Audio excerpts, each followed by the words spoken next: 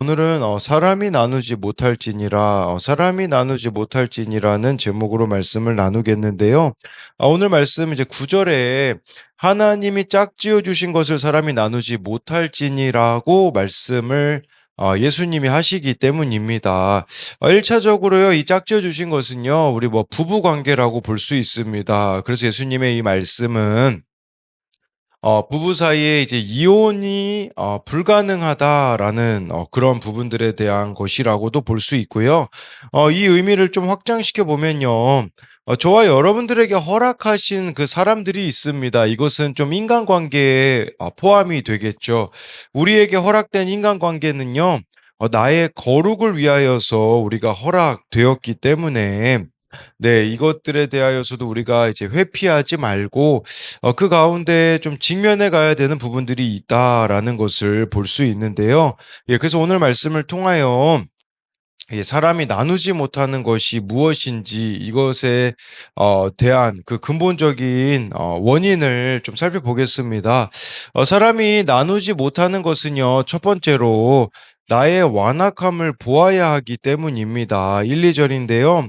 예수께서 거기서 떠나 유대 지경과 요단강 건너편으로 가시니 무리가 다시 모여들거늘 예수께서 다시 전례대로 가르치시더니 바리새인들이 예수께 나와 그를 시험하여 묻되 사람이 아내를 버리는 것이 옳으니까. 예수님은요, 거기를 떠나 유대지경으로 가서 그곳에서 전례대로 가르치셨습니다. 여러분, 여기서 이 전례대로라는 말은 습관에 따라 또는 늘 하시던 대로라는 뜻입니다. 우리로 말하자면요, 여전한 방식 아니겠습니까? 여전한 방식으로 살아가고 계시는 예수님의 모습이 나타나 있는 것이죠. 예, 여러분, 여기 우리가 예수님이 이 말씀을 전하시는데 사실 다 알고 계시거든요. 여러분, 유대지경은 솔직히 예수님에게는 가고 싶지 않은 곳입니다. 왜냐하면요, 거기는 바리새인들의 세력이 강한 곳이기 때문이라는 것을 보여주고 있는 것이겠죠. 그런데 예수님은요, 그렇게 가기 싫은 곳도 여전한 방식으로 가시고 가르치시는 사명을 다하고 있다라는 거죠. 우리에게도 이 전례대로가 있는가 이런 것들을 좀 돌아보아야 됩니다. 예수님께서는요, 특별한 이벤트가 아니라 늘 하시던 대로 가르치셨듯이 우리도요, 그날 기분과 감정에 따라 휘둘릴 게 아니라 날마다 이렇게 말씀 묵상 가운데 또 예배드리는 이런 전례대로의 일상이 가장 큰 능력이라는 것을 보여주는 것이죠. 2절에 바리새인들이 예수님께 나와 시험합니다. 여기서 시험하여라는 단어는요, 사탄이 예수님을 유혹할 때 쓰였던 단어입니다. 바리새인들은요, 진리를 알고 싶어서 물어본 게 아니라 시험하였다라는 것은 예수님을 어떻게 해서든지 책잡아 넘어뜨리려는 악의적인 의도가 있었다라는 것이죠.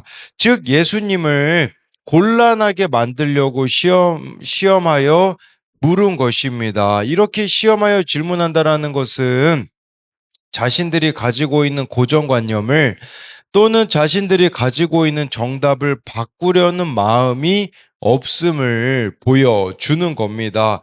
그러면서요, 예수님께 질문을 던지는데 사람이 어떤 이유가 있으면 아내를 버리는 것이 옳으니까 이것은요, 아내와 이혼해도 되는지 물은 겁니다.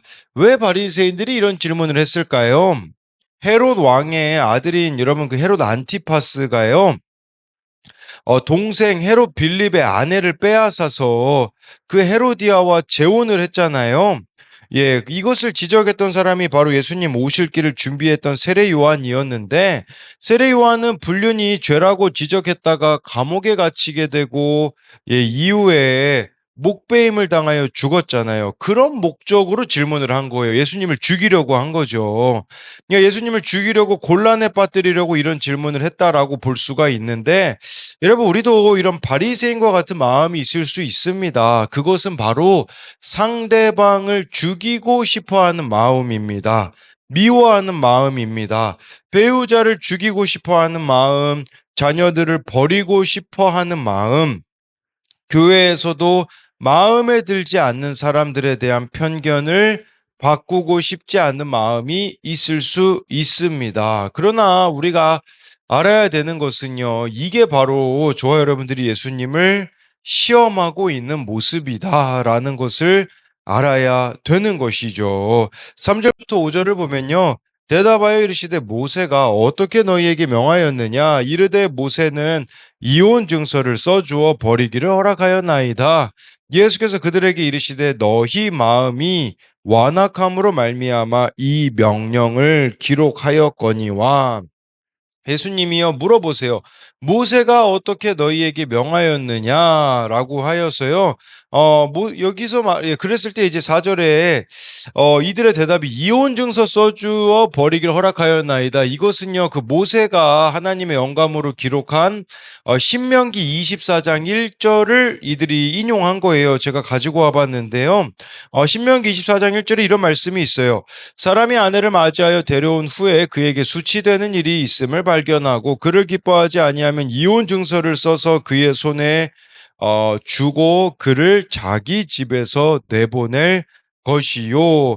여러분 원래 이 말씀이 쓰여진 목적이 뭐였을까요? 이것은요, 여자 보호에 있었습니다. 예, 당시에, 여자들이요, 만약에 이혼당하게 되면요, 이제 뭐, 먹고 살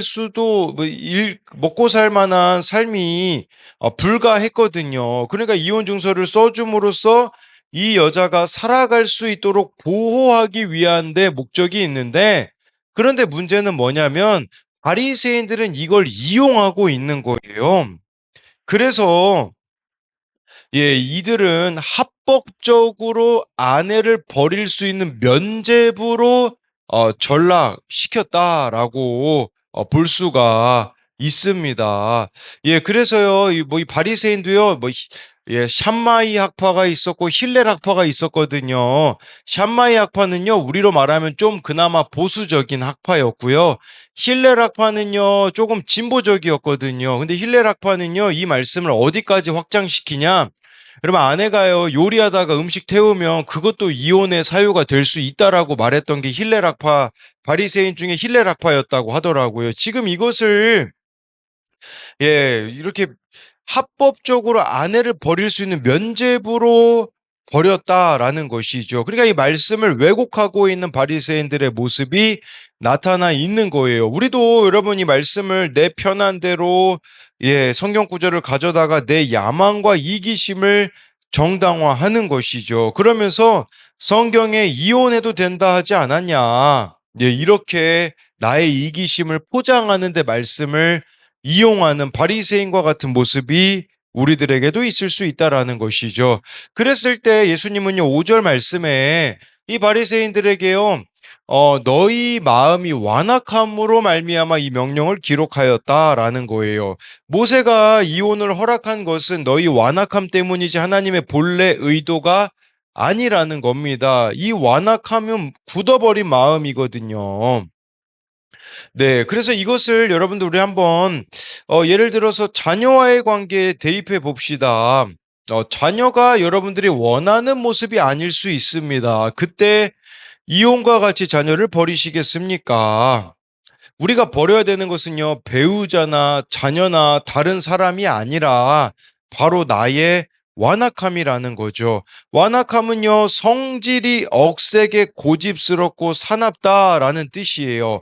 그러니까 나의 성질이 억세고 고집스럽고 사납기 때문에 여러분들의 그 배우자와 자녀, 공동체 지체들이 수고하고 있는 것이죠. 나의 그렇다면 그 완악함이 깨져야 합니다. 나의 오름, 나의 고정관념, 그것들이 깨지고 내가 존재적인 죄인이라는 것을 안다면 살아날 수가 있는 것이겠죠. 그러니까요, 여러분, 배우자는, 자녀는, 내 곁에 지체는요, 나의 이 완악함을 깨뜨리고자 하나님이 허락하신 자라는 거죠. 근데 우리는 이 완악감을 깨뜨리기가 싫은 거예요. 그러니까 이혼으로 나아가고 자녀를 버리는 길로 나아가게 되어지고 공동체는 떠나는 길로 가게 되어지는 것입니다. 그래서 보아야 되는 나의 완악함이 무엇인지를 발견해야 된다라는 겁니다. 이것에 대한 적용 질문은요. 내 안에 바리새인과 같이 상대방을 마음으로 죽이고 싶고 끊어내고 싶은 마음이 있지는 않습니까? 이들이 예수님께 시험하여 물은 이유는요. 말씀이 궁금해서가 아니에요. 예수님을 곤란에 빠뜨리려고, 예수님이 불편하니까 이 이혼에 대하여서 말했다가 세례 요한처럼 그렇게 감옥에 갇혀 있다가 죽임당하기를 바라는, 그게 바리새인들의 본심이었죠. 우리도 이런 마음들이 있지 않는가를 돌아보자는 것이고요. 또 한 가지는요, 나의 배우자를 통해, 자녀를 통해, 공동체 지체들을 통해 깨뜨려져야 하는 나의 완악함은 무엇입니까? 저와 여러분들에게 배우자, 자녀, 공동체 지체들을 하나님이 허락하신 것은 그 관계 속에서 깨뜨려져야 되는 나의 완악함이 있기 때문이거든요. 근데 우리는 이 완악함을 깨뜨리고 싶지가 않기 때문에 상대방을 버리는 길로 나아가려는 유혹이 너무나 크다라는 거죠. 그래서 내가 깨뜨려져야 되는 이 나의 완악함이 무엇인지를 한번 생각해 보자라는 겁니다. 두 번째로요. 사람이 나누지 못하는 것은 결혼의 목적은 행복이 아니라 거룩이기 때문입니다. 6절인데요. 창조 때로부터 사람을 남자와 여자로 지으셨으니. 예. 예수님께서는요, 그러니까 이 바리새인들이 그 신명기 24장 1절을 가지고 대답했다고 말씀드렸잖아요. 예수님은요, 그럼 신명기보다 더 전에 기록된 말씀이 뭡니까? 예, 뭐 창세기죠. 예수님은 창세기를 가지고 말씀하세요. 그러면서 이게 창세기 1장 27절이거든요. 이 6절 말씀이. 네, 그래서 창조의 원리를 말씀하세요. 이게 하나님의 본심이 담겨져 있는 것이겠죠. 그래서 창조 때로부터, 이 창조 때로부터라 함은 시작부터 또는 기초부터라는 뜻이거든요. 그러니까 인간의 완악함 때문에 생긴 그 예외 규정, 이혼 증서주라는 그것이 아니라 하나님이 원래 설계하셨던 그 설계도를 보라는 겁니다. 하나님께서 설계하신 결혼의 목적은 행복이 아니라 거룩이라는 거죠. 우리는 행복하기 위해 결혼하지만 하나님은 우리를 거룩하게 하시려고 남자와 여자로 지으셨다라는 거죠. 여러분, 여기서 나 사람을 남자와 여자로 지으셨다라는 것은 결혼 관계는 1차적으로 남자와 여자, 일부 일처제라는 걸 아셔야 됩니다. 일부 다처제도 안 되고요. 동성 간의 결혼도 되어지지 않는 것이죠. 여러분, 만약에 동성 결혼이 하나님이 지지하시는 거였다면 그 사이에서 생명을 낳을 수 있어야 되거든요. 근데 동성애는 여러분 생명을 낳을 수가 없잖아요. 그렇기 때문에 하나님이 설계하신 결혼은 일부일처제라는 것이죠. 남자와 여자로 지으셨다라는 것은요. 이것은요, 서로 다른 두 존재가 보완적 연합을 이루도록 창조하셨다라는 거예요. 보완적 연합이 중요합니다. 보완적 연합이라 하면요, 나에게 없는 것을 또 채워줘야 되는, 이렇게 상호 보완적인 것을 말하는 것이죠. 그런 의미로 보면요, 여러분, 이 남자와 여자는 서로의 약함을 메우는, 돕는 배필이라는 거죠. 나와 너무 달라서 못 살겠다. 이건 창조의 원리를 모르는 소리인 거죠. 하나님이 남자와 여자를 다르게 지으신 이유는요, 서로의 찌질함과 약함을 보며 내 죄를 보고 서로 돕게 하기 위함이라는 거죠. 여러분, 이러한 다름은 이혼 사유가 아니라 서로가 서로에게 도움이 되는 축복의 통로라는 것이죠. 그렇게 하나님의 창조 질서를 인정해야 된다라는 거죠. 바리새인들처럼요, 이혼해도 되냐라는 그 예외를 찾는 게 아니라 하나님이 지으셨다는 그 주권을 인정하는 것이 저와 여러분들에게 실력이요. 남자와 여자를 지으셨대요. 예, 그렇기 때문에 나의 배우자는 하나님이 창조 때부터 나를 위해 예비하신 최고의 훈련관이에요. 여러분, 배우자는 훈련관, 가정은 훈련장인 거죠. 그러니까 환경을 바꾸려고 하기보다 그 질서 아래서 내가 먼저 죽어지는 것이 창조의 원형을 회복하는 길입니다. 7절부터 9절인데요. 이러므로 사람이 그 부모를 떠나서 그 둘이 한 몸이 될지니라. 이러한즉 이제 둘이 아니요 한 몸이니 그러므로 하나님이 짝지어 주신 것을 사람이 나누지 못할지니라 하시더라. 예, 여러분 진정한 부부의 연합이 이루어지기 위해 7절에 사람이 부모를 떠나야 된다라고 말씀하고 있어요. 이것은 부모를 공경하지 말라는 의미가 아니에요. 부모로부터 받고 있는 정서적, 경제적, 영적 의존 관계를 끊고 독립하라는 것이겠죠. 여러분, 근데 우리가 떠나야 되는 것이, 부부가 연합하기 위해서 떠나야 되는 것은 부모만 아니겠습니까? 우리 각자가 연합이 이루어지기 위해 떠나야 되는 게 있어요. 그것은 내가 의지하던 세상적인 배경, 중독도 포함되어집니다. 중독 떠나야 하나 되지 않겠습니까? 또 이기심도 포함이 되어집니다. 그것들을 떠나야 배우자와 8절에 보니까 한 몸, 연합이 이루어질 수 있다라는 거죠. 여러분, 연합이 안 이루어지고 있다면 지금 내가 떠나야 되는 곳으로부터 떠나고 있지 않기 때문이라고 볼 수 있겠죠. 8절에 둘이 한 몸이 될지니라는요, 창세기 2장 24절에 나옵니다. 여기서 발견하는 결혼의 원리는요, 부부의 연합이 부모와 자식 사이의 관계보다 우선적이라는 거예요. 여러분, 누가 1순위일까요? 배우자가 1순위라고 분명히 말씀해주고 있는 것입니다. 여러분, 자녀가 1순위가 아니에요. 부모가 1순위가 아니라 부부가 1순위라는 것을 보여주고, 또한 이 둘은 한 몸이 되어야 한다고 하는데요. 수학은 1 더하기 1은 2죠.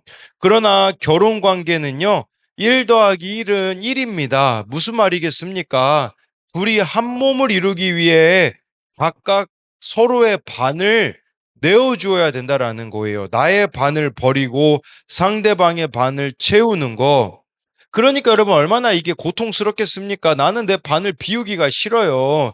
내어주기가 싫은 거죠. 그러니까 결혼 생활이 힘들지만 그것이 바로 거룩으로 향하는, 예, 방향이라는 거겠죠. 둘이 한 몸이 되는 것이 최고의 부부인 거죠. 9절에요. 둘이 아니라 한 몸이기에 하나님이 짝지어 주신 것을 사람이 나누지 못한다. 여러분, 이 짝지어 주신다는 게 원어로 무슨 뜻인 줄 아십니까? 멍에를 맨다라는 뜻이에요. 함께 멍에를 맨다. 예, 함께 멍에, 여러분, 멍에, 그 소에게 지우는 게 멍에잖아요. 같은 목표를 바라보고 무거운 짐을 가지고 가는 거죠. 이것은 두 마리의 소가 하나의 멍에를 쓰고 밭을 갈듯이 하나님이 강권적으로 묶어주셨다라는 거예요. 이 결혼은요, 우연이나 실수로 된 게 아니라 하나님의 주권적인 섭리라는 겁니다.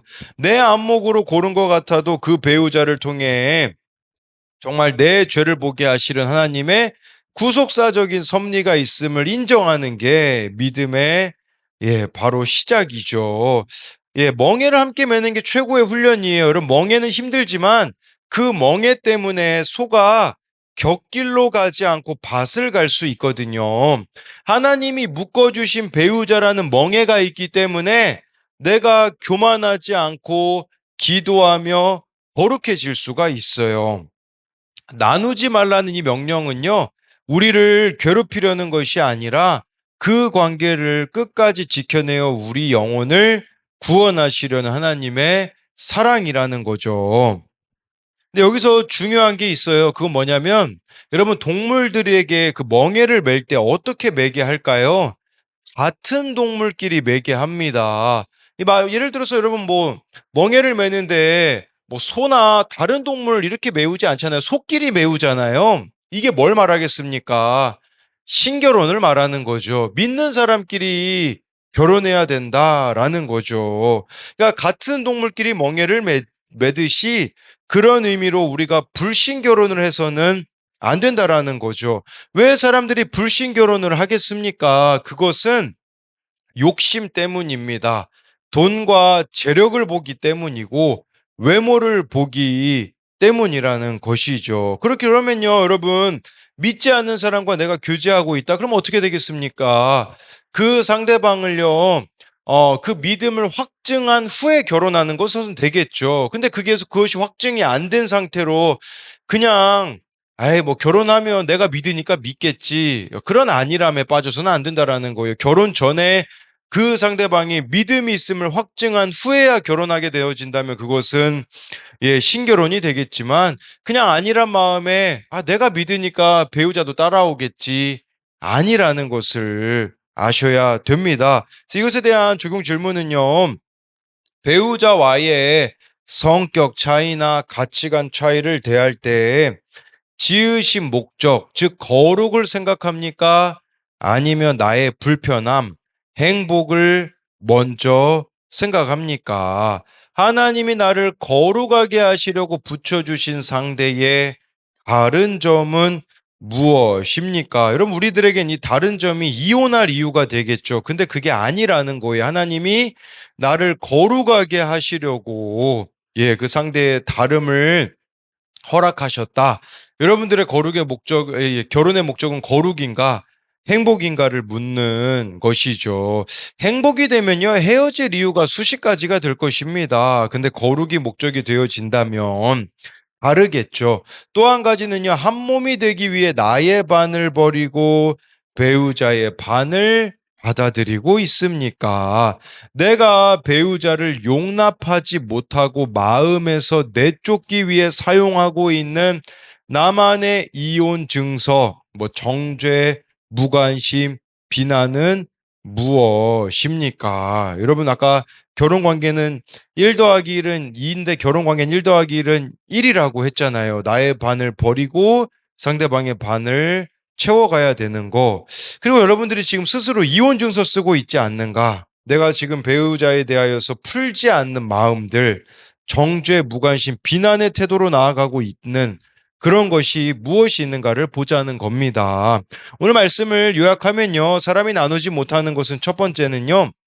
나의 완악함을 보아야 하기 때문입니다. 여러분, 이 관계에 배우자와의 관계, 공동체 지체와의 관계, 그 모든 관계에서 보아야 되는 것은 나의 완악함이라는 거죠. 왜 나는 그들과 연합이 되지 못하는가? 내 안에 버리지 못하는 완악함이 있기 때문이라고 설명을 드렸고요.